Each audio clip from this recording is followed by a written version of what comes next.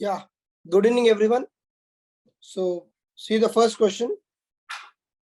Explain the difference between computing methodology of India's GDP before 2015 and after 2015. Take a couple of minutes. Yes, good points, Rajni. So,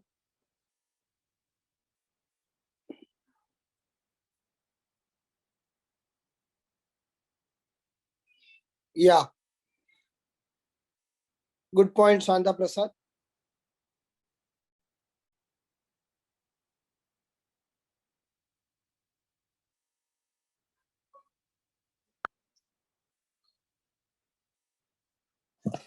See the question. Explain the difference between computing methodologies of India's GDP before 2015 and after 2015. So obviously you need to distinguish 2015 and that is before 2015, and here it is after 2015.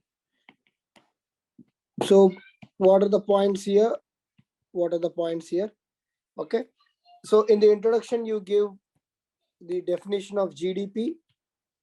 In the body, you give the differences between various GDP, that is before 2015 and after 2015.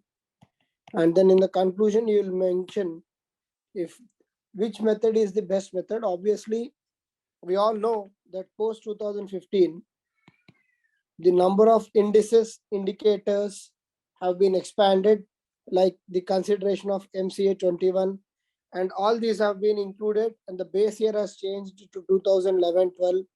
Okay, so all these have been included in the 2015, that is the post 2015 GDP calculation. So it is definitely more inclusive, more robust, and more appropriate indicator, and is as per the international standards. So that should be your conclusion. Is the framework of the question clear? Framework of the answer clear? Yes, sir. So difference between computing methods of GDP before 2015 and after 2015.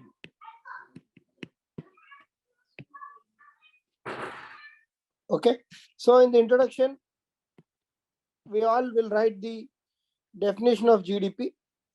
So GDP stands for gross domestic product, which is a measure of the value of all the goods and services produced within a country's domestic territory.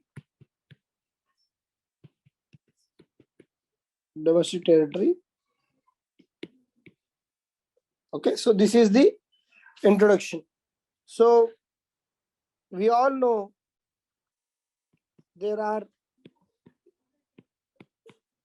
various measures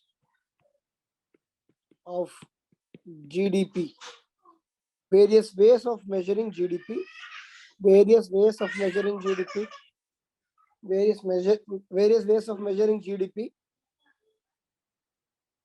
Okay, so how do you compute them? So in the body, we'll straight away come to computing methods of GDP before 2015 and after 2015. So you can present it in any way. First, you can take heading wise, say for example, base year, what are the multiple indicators. So you can take each side heading, like for example, base year, and explain what is it for 2015, before 2015 and after 2015. Like that you can mention, or you can take a tabular column. So since they are saying difference, the better way would be taking a tabular column. It would put a very good impression in the examiner's perspective. So what is the first point? Obviously, before 2015, what was the base year? That is 2004-05. And after 2015, the base year is 2011-12. I hope you all know the criteria for selecting a base year. Just in case you do not know, I'm trying to give here. What is the criteria for selecting the base year? It has to be a normal year. The main criteria is it has to be a normal year, because there should not be a base effect. What do you mean by being a normal year? What do you mean by being it normal year? It being a normal year means it should not be, for example, 2019-20. This is not a normal year because of COVID. There is an abnormal fall in the economy, GDP crashed and everything. So if you take 2019-20 as a base year, every indices will be growing in 2020-21. Every indices will grow in 2020-21. Okay, so 2019-20 cannot be taken as a base year. Okay, so that is the major thing which you have to remember. So here base year is 2011-12, 2004-05. This is a difference. Okay, and in 2015 it was GDP at factor cost, which was taken as a measure of growth. Measure of growth. Here GDP at market price is considered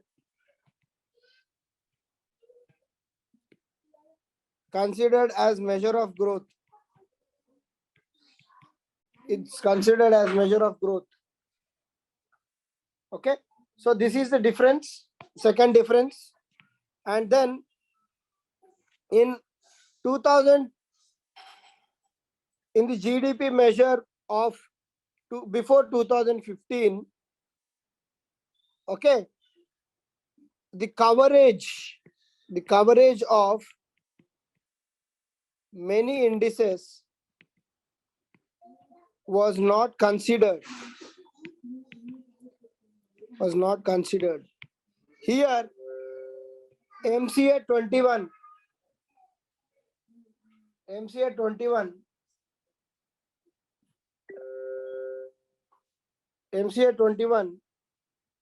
which is generally given by Ministry of Corporate Affairs.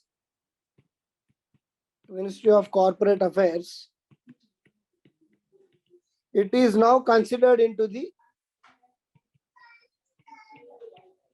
GDP addition. Okay, GDP addition. And then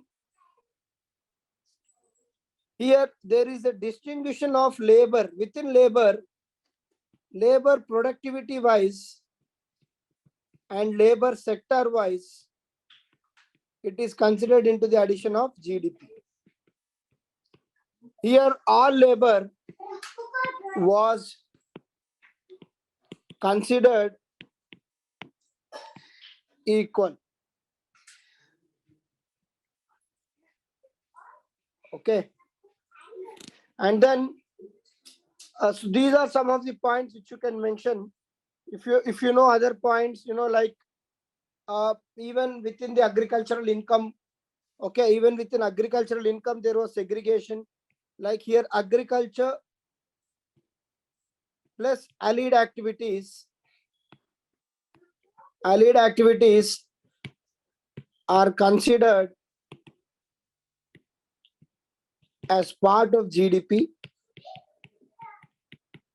while here only farm produce was considered to be part of GDP. So all these are important, distinguish in the way this has been computed and how it has been arrived at. And GDP after 2015, so though it was evoking a kind of different responses. In the conclusion, you can write the GDP computation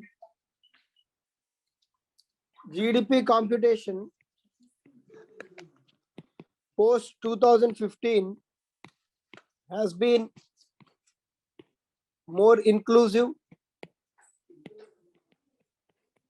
more robust, and as per standard international practices.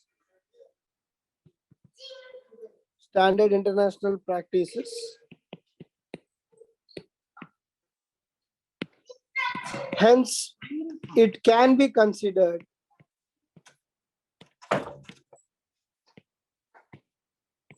more better than GDP computation before 2015. Clear?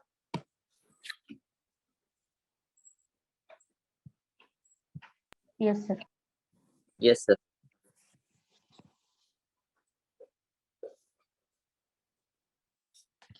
So once you know the framework, all you need to do is just fill in the points. Okay. So Sushmita.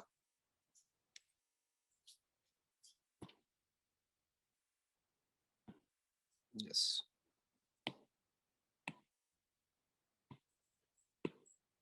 Good. So yeah, this table way of presentation is a good way of presentation.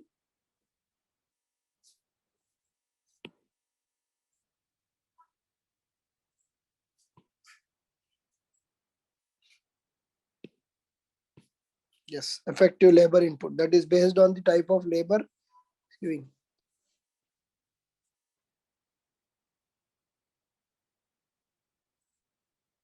Yeah, the financial institutions have also been expanded. This point I missed. The financial institutions are considered have been expanded. Yeah. Why have you left this gap? Such gaps will be treated as, it will not be encouraged in UPSC. Do not leave this gap.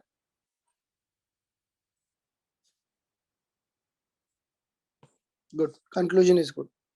Do not leave such gaps, Sushmita. It's a good answer.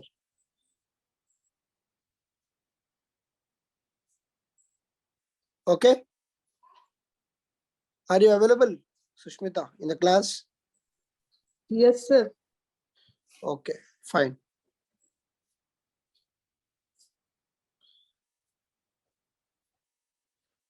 See the second question.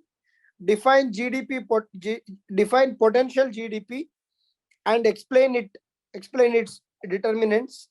What are the factors that have been inhibiting India from realizing its potential GDP? So a very recent question, a good question. So they are asking you what is the potential GDP India has and what are the factors which are inhibiting India from realizing its potential GDP. Take a couple of minutes and give the framework.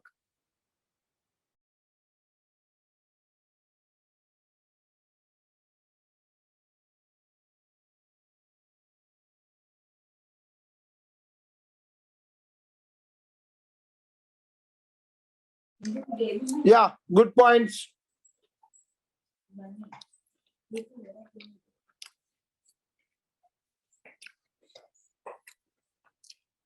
Sumant.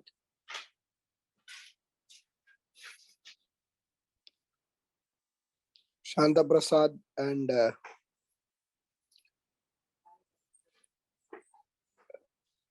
Rajni. Okay. See the question. So obviously, economy is such a subject when compared to geography or history. You will have more dynamic content. Answers will be slightly different from what others have written. Okay. Because what are determinants of GDP for you may slightly differ from others. But as long as you are writing an answer which is as per the demand of the question, you need not worry. Main thing is, again, like in geography or other things, Try to answer all the parts of the question. Define potential GDP, first part of the question. Explain its determinants, second part. Factors that have been inhibiting, third part. So when you're writing a negative thing, that is the factors which are inhibiting, underlying thing, even if it is not asked, take the time for writing what are the factors required or what are the solutions, and then 5 is the conclusion. If you write 1, 2, 3, 4, 5 and make a decent attempt with good points, or if you have some data in hand, if you can present that, and then conclusion can be future oriented, because for realizing the potential of GDP, you have to realize the potential of your demographic dividend, and also reap the potential of the economy which is growing. If you can conclude on those lines, your answer will be really good. Is everyone clear about the framework? Yes, sir. Yes, sir. Okay, so see, this all, the more you practice, this you have to do in first 10 seconds. In next 20-25 seconds, you have to write points for these. And then by the 31st or 32nd of the answer, you should start writing. So this for 150 words. So basically, whatever are the marks allotted, okay, 150 words means it's a 10 marker question. And there is a thumb rule. Whatever are the marks allotted into 0.6 will be the time you allot. So for a 10 marker question, you approximately allot 6 minutes. You just calculate 6 minutes into 10, 60 minutes. And then for a 15 marker question, 15 into 0.6, that is 9 minutes. 9 minutes into 10, that is 90 minutes. So you are coming at 150 minutes out of 180 minutes.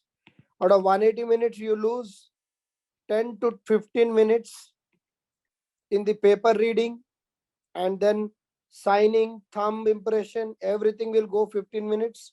So you are left with 165 minutes. Out of that, if you try and complete in 150 minutes, you will at least complete by 155, 160 minutes.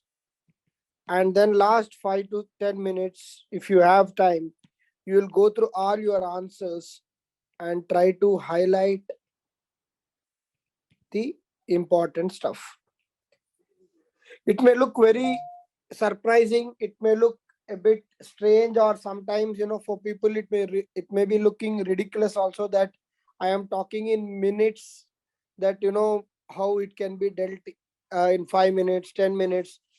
But unless you practice this with extreme rigor, you will not even write 15 to 16 questions in your final exam. So you have to implement this right from day one of your answer writing. When you are taking the grand mock test of 20 questions in UPSC format, you should clearly consider this and start doing it. So since you are doing it for last 2 or 3 months now, this particular exercise of answer writing, by now you should start allocating exact time and write the answers. Then only you will, at least if you target 5 or 5.5 minutes, you will end up in 7 minutes. So if you leisurely write now, in exam it will be difficult. Anyhow, now that you are writing for content, it is still okay. But when you actually write the grand test, you should always be having this in mind. So every minute counts in the examination. So that you have to have in mind. Is it clear? Yes, sir. Is it clear? Yes, sir. So what is the question is the potential GDP. What is the potential GDP? First part, explain its determinants. Second part, okay, and then factors inhibiting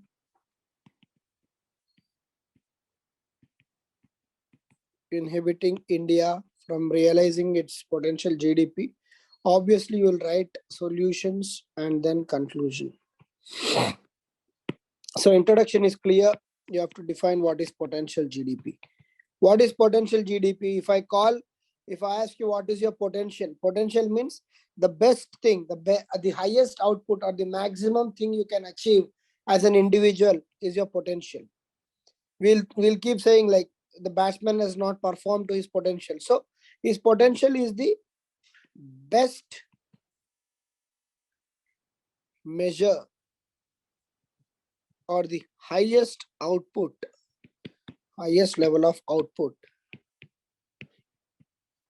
an economy can achieve with best possible usage of all its existing resources. Okay, so straight away come to the body. In the body, what is the next part? Determinants of GDP. So what are determinants of GDP? What do you mean by determinants? What are the factors which impact the potential GDP? What are the factors? Obviously, factors are men, material, money. So these are all important. So labor or the manpower is one of the most important factor and determinant of GDP. Investments in the economy, especially capital investments, are very, very important. And then this is capital investment. Here it is capital building. Capital building. And then government policies. And then savings of public, and then global scenarios. If there is a global recession, our GDP also can be taking a hit. And then coming to the, so for every factor, write 1 or 2 lines. Okay, 1 line is enough because it's a 150-word question. And then factors inhibiting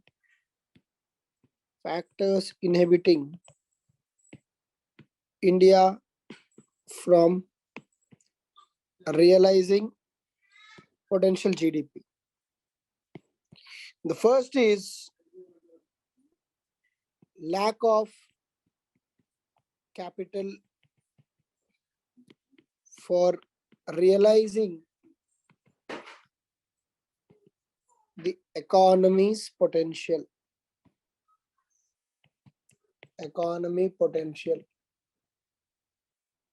Lack of capital.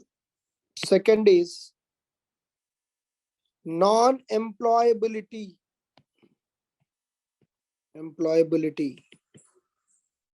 Or lack of skills in the manpower or the youth.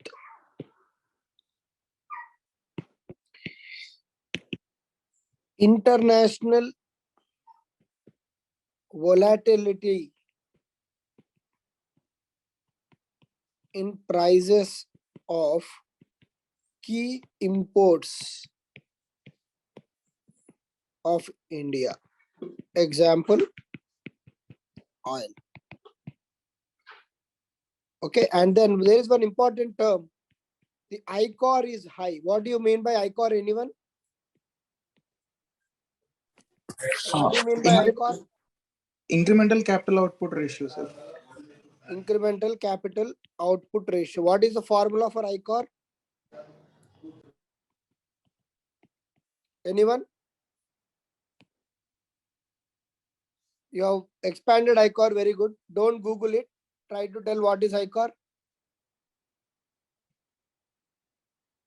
Economic investment or growth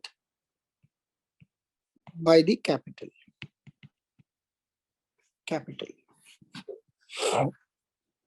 This is ICOR. So for a country, ICOR should be more or less. Sir, ICOR has to be less. Yeah. Why ICOR has to be less? Because Yes, so, yes, sir. Yes, yeah. please. Just assume that economic investment is constant for a moment. Economic investment has to increase, but economic investment, if it is constant, that means for 100 rupees, I am able to derive 10 rupees of ICOR. But if I am giving 200 rupees, I am getting 20 rupees of ICOR. That means I am actually pumping in more money. But if my capital is very efficient, if the capital is more, capital means here the machinery and all are more productive. For 100 rupees only, I can get 20 rupees. So for a given investment, please note, for a given investment, ICOR should always be less, especially for developing countries. That means your capital and its productivity should be more. So if ICOR is more, we mean to say that productivity of our machines is less, which is not in the interest. That means you have to repair them, you have to add more value, you have to add more capital into business, which is not good. And then sometimes the private investments are not encouraging. And then savings of common public do not translate into investments. They do not translate into investments. We have a very good habit of savings, but we don't experiment with our savings. We just keep it on in our savings account, but we generally don't experiment because we are very low risk taking in India, and hence they do not come into the stock market or capital market, and hence the investments are less. Okay, so all these are the prominent factors which are inhibiting India.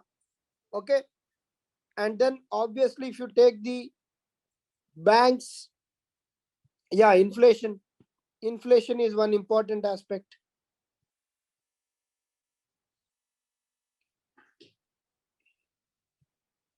Inflation has been consistently high except for last 3-4 years. Inflation is high, impacting the GDP growth. High inflation directly impacts GDP growth. Okay, and then most of the Indian population is employed in unorganized sector. How much? Close to 85% are in organized sector, unorganized sector. Hence, there is no GDP actual measure there. Is not possible. So these are the factors. Here, obviously, since you have mentioned the detriments, just give couple of solutions.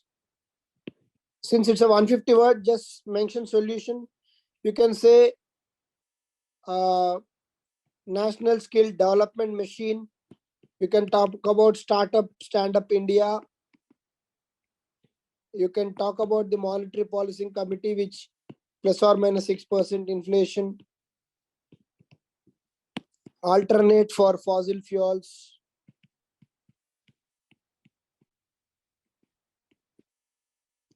Alternate for fossil fuels. Okay. Stable government policies. Stable government policies. Public-private partnerships. Okay, so all these are important things. In conclusion, you can write the potential GDP for a country like India can be achieved by tapping the true resources like demographic dividend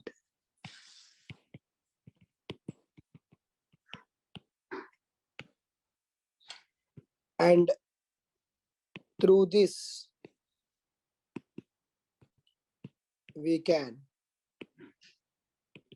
achieve the dream of $5 trillion economy.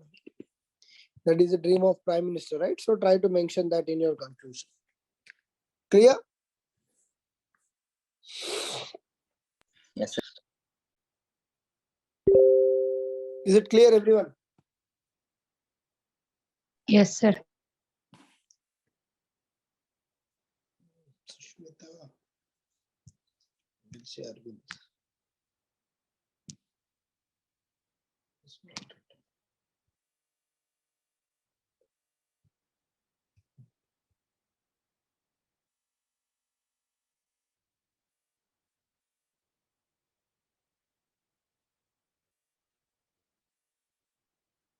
It is not the highest market value. It is the highest value which an economy can,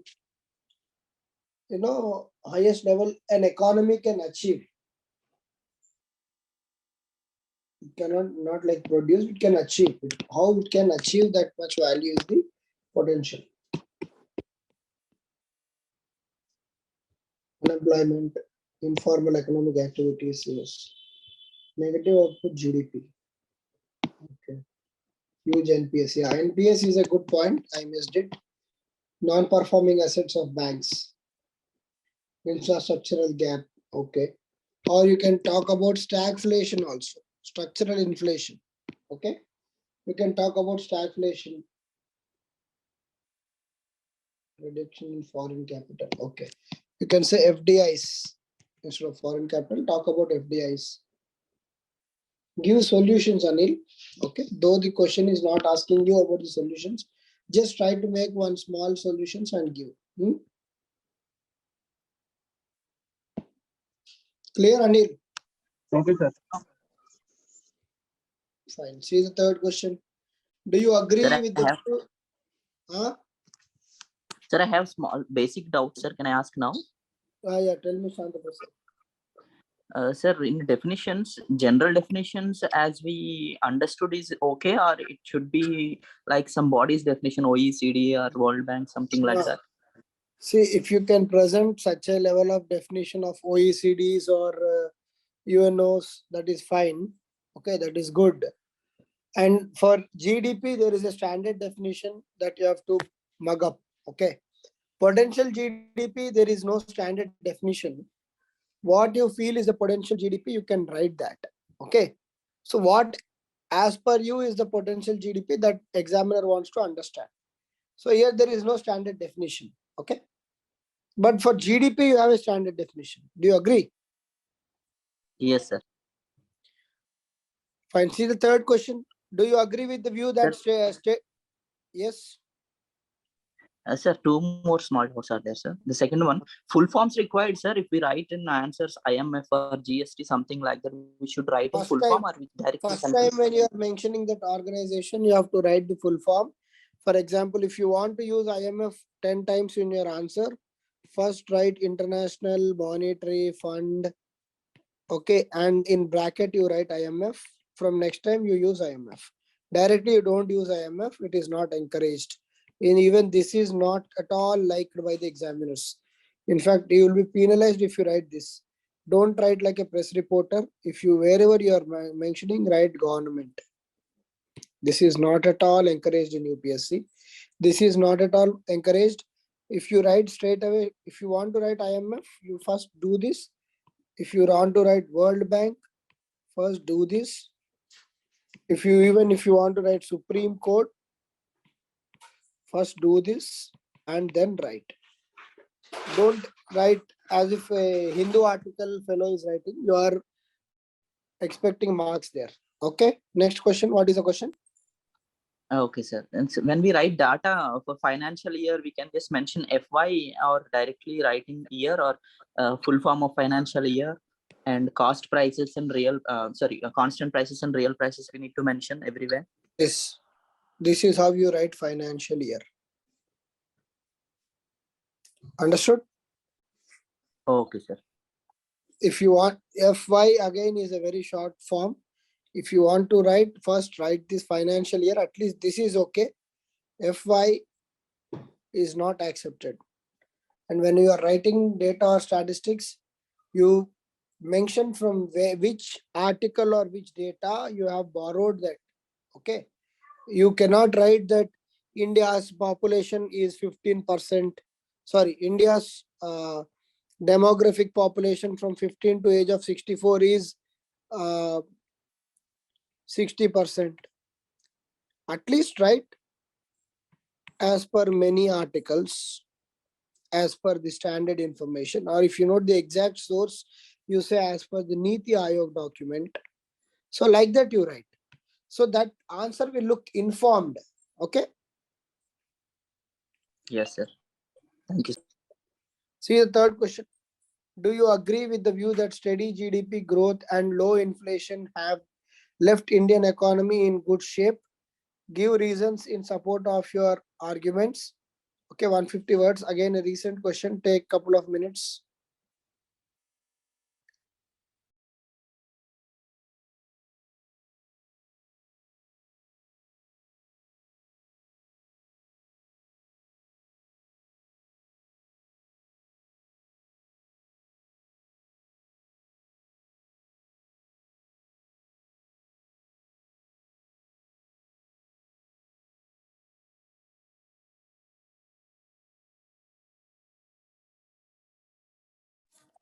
Sir, this being a very, it is completely related to that particular financial year or the preceding year. But so I felt it difficult to recollect points for this question, sir. Also, I mean, what is that we can look forward in future, like if he was asking that kind of questions in 2019, what kind of questions can we expect in this particular year? That this is what was striking in my mind, sir.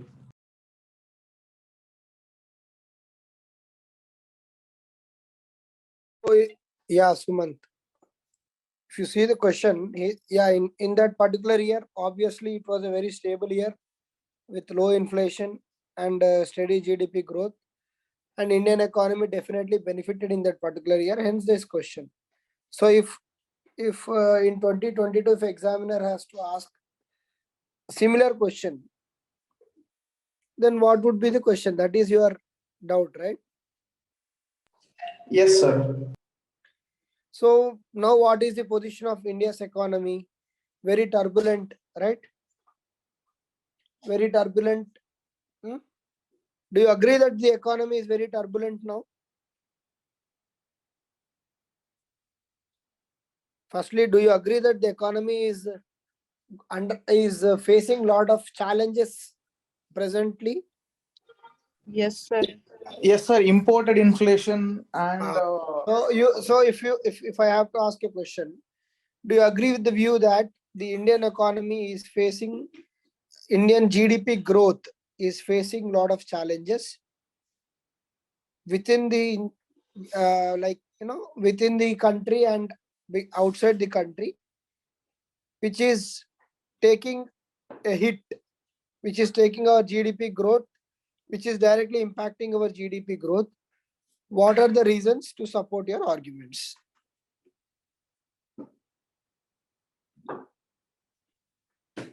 Understood, Sumant? yes, sir. Yes, sir. Got it. So now the inflation is higher, the dollar and Indian exchange is having very turbulent phase. Even the rupee and dollar has crossed 80 rupees mark for the first time in the history.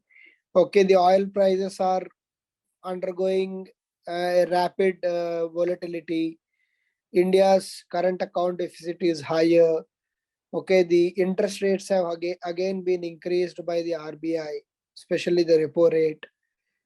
Okay, and inflation after so many months has come to certain degree of control, not completely under control, because the wholesale price index is wholesale price index or the inflation WPI is still very high, around hovering around 11 to 12%.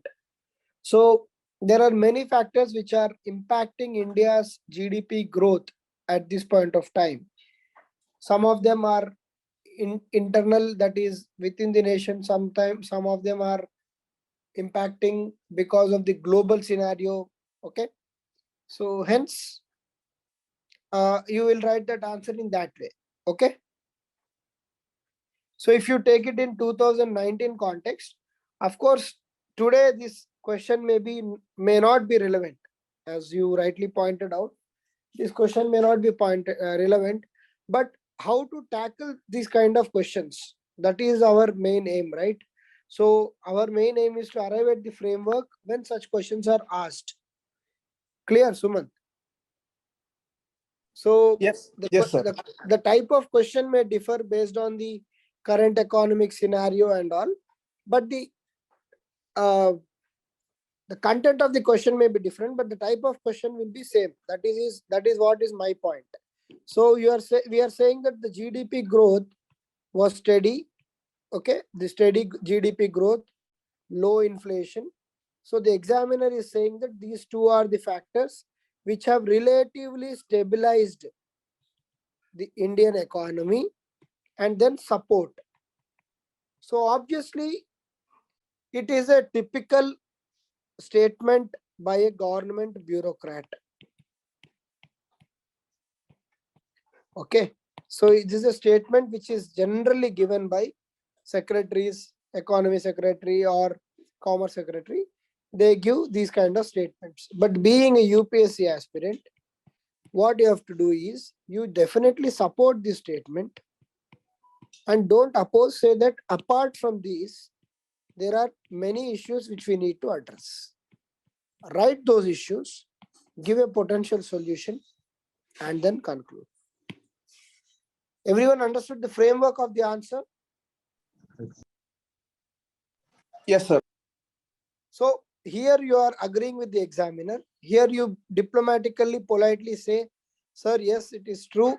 We are stable, but we are having these XYZ factors which are causing turbulence. For this, I feel these are the solutions, and hence I conclude this. So in the introduction, you write about the stabilizing factors, that how the GDP growth has been stable because of low inflation, which has helped the public to have more savings and thereby creating more spending, which again directly relates to more demand. So this created better growth. That is what we are trying to say. So now in the body, we'll try to support the argument. So what are the factors which made people, what are the factors which actually helped the GDP to grow? Okay, so support the statement. For example, we can say GDP growth because of demand growth, low inflation, low interest rates, more money in the hands of people, so more spending potential. More spending potential. And low inflation means, it also means that better strength of rupee, which impacts our fiscal deficit. Okay, and So this also fiscal leads, deficit or current account deficit, sir? yeah, current account deficit. Yeah, sir. Yeah. Okay, and then better standard of living. It's current account deficit, better standard of living because of low inflation. Okay, So these are the statements which you can give to support that yes, we agree that steady GDP and low inflation have left the country in good shape. Okay, so but now we can say what are the apart from this. So apart from these, what are the issues with our GDP growth? What is the issue with our GDP growth? Heavily driven by services. Okay, when 50% of employment is in the primary sector, it is contributing to 18% of GDP. Very stark mismatch, and hence this mismatch has to be addressed. And then jobless growth, especially in the manufacturing sector.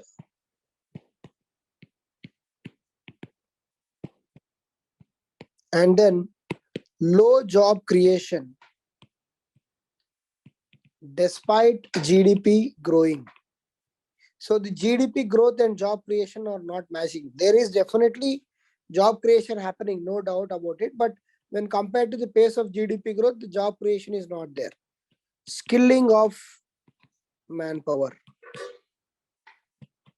And again, you can hear mention ICOR being high. So all these are the issues with our GDP growth. What are the solutions? Same solutions. Economy is a beautiful subject. You can use the same points here and there and then still make a very good answer. The solutions are again skilling, demand creation, job creation, and use Stand Up India, Startup India. Okay, so increasing the productivity.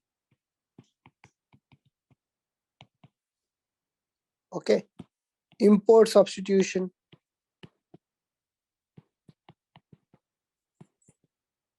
And then encouraging private investments.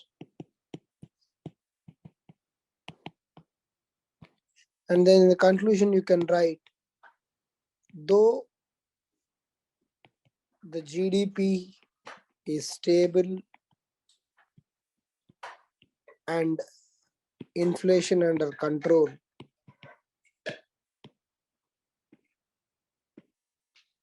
India needs to watch out for global factors which may impact our GDP stability and take proactive measures to address the same. Clear?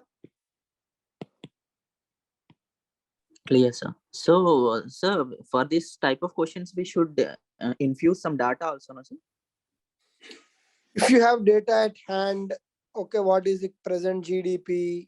Okay, 2,50,000 crores. Okay, what is the present inflation? Okay, you can say that generally what is inflation stable means as per MPC it is 4 to 6%. What is the present GDP? You can write the present GDP figure. Okay, you can definitely mention all these. Sir, what if as he asked, do you agree? Can I disagree with this statement and give arguments in support of that, sir? You can definitely disagree and give a justification. You can give proper data to disagree with the examiner. Okay. Okay, sir. You can disagree with the examiner and give relevant data also. But when you are disagreeing, be very clear and very careful. Okay, because as I told you, for mains we are not taking that extreme path. And if you ask me the same thing, you can disagree in interview. If they are asking you in interview that this question, you can say diplomatically, no, I don't agree with that. Okay. Yes, sir. Raghu.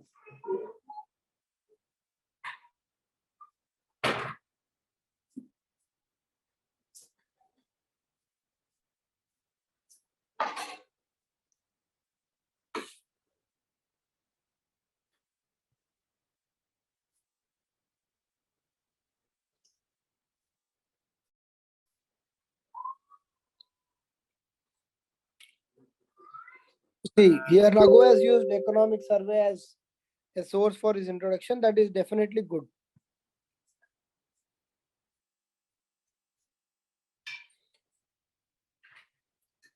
So, Raghu, you have made this answer a contemporary answer.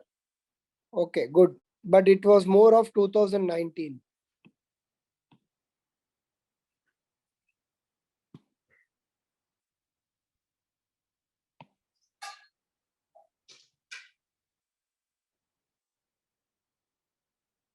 You see, Shanta Prasad, this angle brought by Raghu, he is politely disagreeing with the examiner.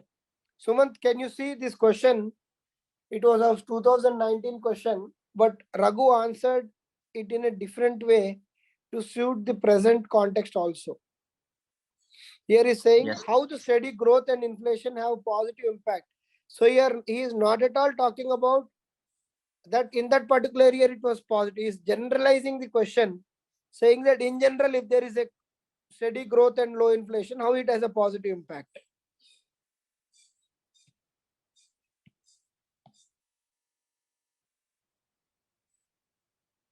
So even if today this question is asked, so he has completely brought that question into his domain. Are you able to see, Sumant? Yes, sir. Yes, sir. So the question still belongs to 2019, but the answer is in the 2022 context. It's a neutral answer. It's not about that particular financial year at all. He's just giving the positive and negative of the steady GDP and the low inflation.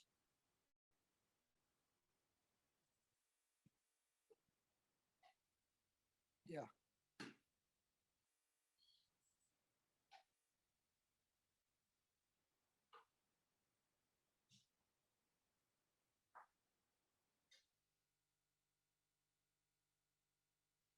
Good. Is it clear, everyone? Yes, sir. Yes, sir. Okay, we have done only 3 questions. The 4th question we'll do tomorrow. I'll ask Vijay to give 3 more only tomorrow so that we'll cover 4 tomorrow. Okay. So, yeah. So 4th question, few of you have written the answer. I can see that. So we'll do the 4th question tomorrow along with the remaining 3 questions. Okay. So you will post answers for only 3. Our discussion will continue with the 4th question of today. Clear? Okay, sir. Yes, sir. Yes, sir. Okay. Okay, Fine. sir. Yeah. Good to see a decent attendance after a long time. Maybe the economy has driven you people to come. Subject of economy. Okay. Okay, we'll meet again tomorrow. Good night. Good night, sir.